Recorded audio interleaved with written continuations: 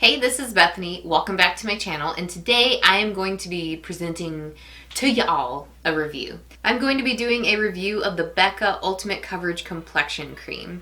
So this bad boy claims to be a full coverage foundation. Let's get into some of the facts about this product.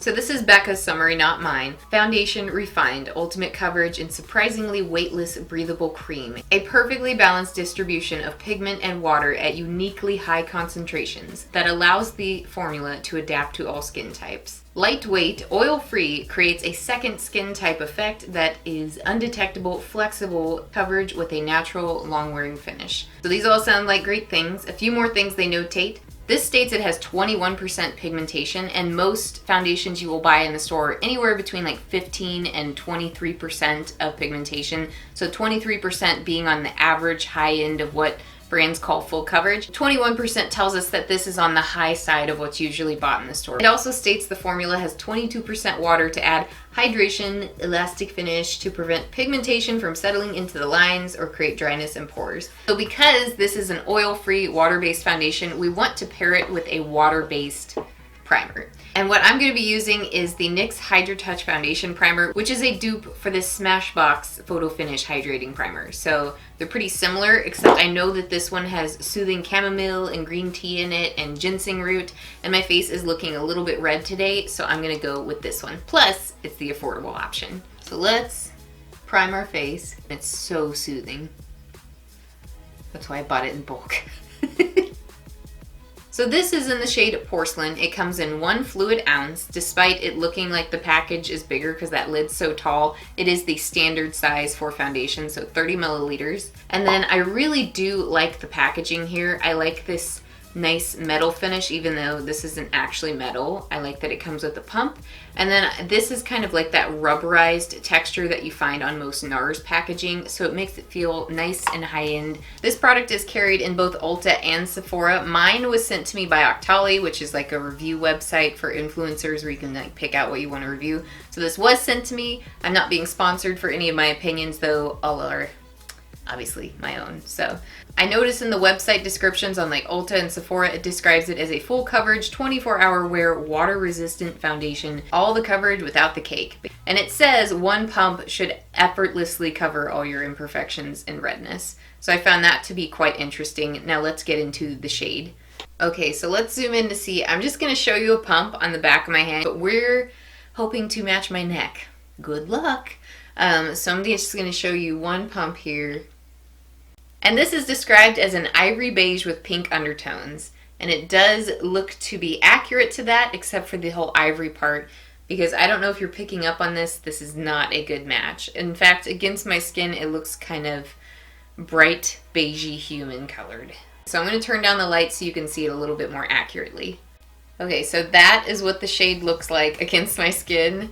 So you can imagine it's not going to go well on my face. But there it is against my neck. So you can see that's definitely not a fantastic shade match. Like, oh my goodness. That's going to look so orange. So I'm going to have to white mix this. But let's compare some swatches. So the very top here is Tarte Shape Tape in Fair, which could stand to be paler, but I make do with it. The Becca foundation that I am reviewing, that I'm supposed to put on my face and hope matches my pale neck. My face is turning red just from the embarrassment. And then this third one is the Maybelline, full coverage 24-hour foundation that recently came out. And then the last one is Fenty number 100, the palest shade after it's oxidized a bit. So you can see Becca's version of Porcelain. It's a very sad Porcelain. It's what I would describe as where they take the beige that they think other women are, and then they just make it like a little bit brighter, but not paler. Like here, let me turn down the light to show you. It's like a very bright, crazy, it's like a bright beige. And that is what I feel like is the problem, is that a lot of companies interpret Porcelain as a bright human color. They take the typical beige that they already have and make it brighter, but not paler, if that makes sense. It's like a more exaggerated bright color, but it's not paler and toned down and matching undertones that pale people actually have. So right off the bat, I'm really disappointed with this shade range. Okay, so the white foundation mixer I'm going to be using today is the LA Girl Pro Coverage High Definition one in white. I find that when I use this with my foundations, it doesn't water them down or change the consistency. Like, I still have the foundation I would, but it's paler. So I'm going to be mixing that in, and I'm going to do about half and half with this. Probably about 1 pump of each. Okay, so you can see that's a little bit paler, a little bit better for me. I'm not going to make it any lighter, though it could stand to be, because I don't want to be using primarily white foundation mixer. So I'm going to go ahead and pop this on my face. And I can tell you right now, the consistency of this foundation when it came out is very creamy. It felt really nice. Now to blend this out, I'm going to be using the e.l.f. Foundation Blurring Brush. And you just kind of swipe a little bit, and then once you get it where you want, you just blot to get the texture you like. I'm going to be doing this without using any other concealer today because I ran a poll on Twitter, and you all prefer to see foundation tested without, you know, a concealer in there helping it out. So that's how we're going to do it, is just the foundation. So I'm just kind of swiping. I actually started off with not that much product. That's what I usually do. And I can tell you, in comparison to a lot of my other foundations, this is looking like good coverage. It is less cakey feeling than within the Maybelline Superstay, so that's nice. I'm going to grab a little bit of this redness under my nose. And I still have this much left on my hand. Let's see if 1 pump of that plus 1 pump of white got me where I want. Alright guys, so that is what it looks like up close with 1 pump of coverage, 1 pump of white. The coverage here is pretty good, but you can see a little bit of my scarring from acne coming through. And then I didn't really have enough to finish up around my under eyes. So I think 1 pump for me, it would probably be 1.5 pumps would be enough. But we got like some pink here coming through that I haven't got to. So let's do another pump. So I'm going to be using my Juno Co sponge just to finish up the other areas and finish out the texture. This is what I usually do with my foundation, is lay it down with a brush and then perfect it with a sponge to get a more airbrushed finish.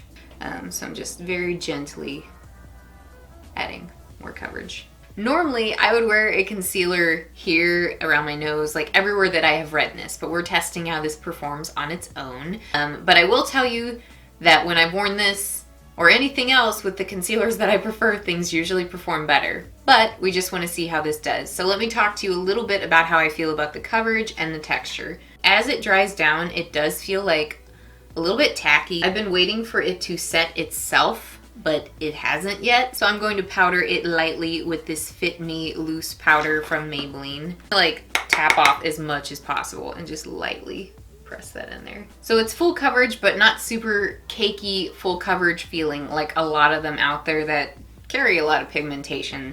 A little bit of me is coming through, and it is like a natural full coverage, but not like the fullest of coverage, if you catch my drift. Okay, so texture wise, I'm really digging how this goes on. Usually where I show texture is right here, and it's very minimal. There's only just a tad bit, very minimal. I am helped by using a sponge, by the way, but still, it behaves how it should with the proper tools. A little bit of texture here around my nose. I'm catching a little bit of that, like it still looks like a tad textured and oily, but nothing that I'm too upset about. It's not perfection, but it is natural. It looks pretty great. And also just saying, it's a good thing that I lighten this, because you can tell there's a slight variation from my face there to my neck. Okay, so right now it is 3:25 in the afternoon, so I'm gonna come back tonight and tell you my thoughts and feelings about this foundation. I'm gonna put the rest of my makeup on first though, so let's do that. Alright, I am back with my full face of makeup, totally done, and just a heads up, I did seal this all in with my Smashbox Photofinish priming water just to seal it, because I do that with all my foundations. So I noticed some things as I put other makeup on top of it, let me tell you. So this has a little bit more, not really sticky, but there is a little bit of grip to it, I guess I would say. So when I went to put on my blush and my contour, they were stronger because this product really held on to it. But yeah, I just wanted to notate that this is a grippy textured foundation. So here are my thoughts on this product. Firstly, it costs $44, so it is on a bit on like the high end, steep end. Comparatively, like Fenty is $36 or $34, and that's still high end pricing, but not quite up there. And then in terms of shade range, I think they've done pretty decent, not great. There is a nice gradient between all the foundations, like you're getting into deeper skin tones right there in the middle of it. And then you've already heard this, but in terms of it accommodating my skin tone, it didn't do so good, not at all. In fact, I think a lot of pale people would outright avoid this foundation if they swatched it in the store because it would look appalling on their skin. I personally had never done so. I was just going by pictures online. Wow. But I do think they get some deeper shades down here in this row that are decent. They could still stand to go much deeper and stand to go much fairer. Thus far though, when I've worn this foundation, I have liked it. I've just been disappointed with having to white mix it, and it worked well with my concealers, even though we're not using those today. But I'm just gonna wrap this up, and I will be back here in a matter of hours and show you my face sitting in front of this to tell you how I feel. I already put the actual foundation itself on like almost 2 hours ago, so I'll be back in 4 or 5 hours. So we will see how this goes. I'll see you in a bit. Alright, I am back. It is now 9:02, so I have been wearing this foundation for about 6.5 hours. And as you can see, there have definitely been some changes here. It's broken down a bit, so let's zoom in and have some thoughts on this foundation.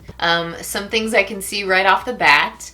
My chin rubbed off, which is why I usually put a heavy-duty concealer there, but not today. I've got some oil around my nose, but oil on my face is not bad with this foundation, actually.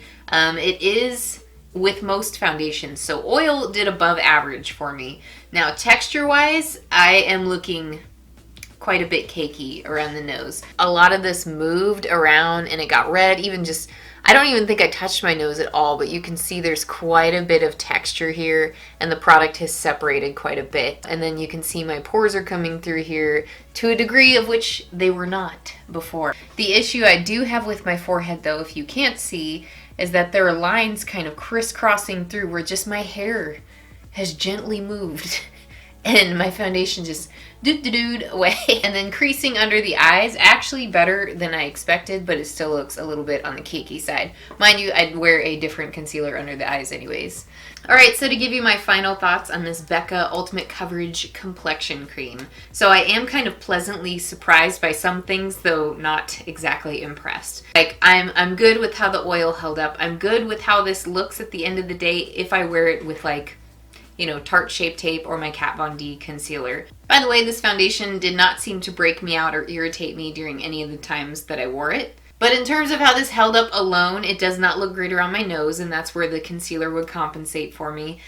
Do I think this is worth the price of $44? I think that is quite a bit on the high end. It does feel pretty nice, but once you're like actually wearing it, there is almost like a tackiness to it. I don't want to say like sticky, because it's not exactly that, but in a way that does help like my blush hold on for a long time. My blush has a problem doing that. It would help your blush or contour stay on, but as you can see, it just completely left my nose. So it's not stars across the board on everything. I think if you were a normal skin type, you would have an easier time with this, and maybe just a little bit drier than me. So, I mean, like from a distance, I look pretty good, but if you get up close, it's a little bit of a mess. I'm a Monet. I'm a Monet today, I will say. At least here in the middle of my face, which is my problem area. So overall, I generally liked this foundation. I'm not terribly excited about it to where I think it will be one of my go-tos.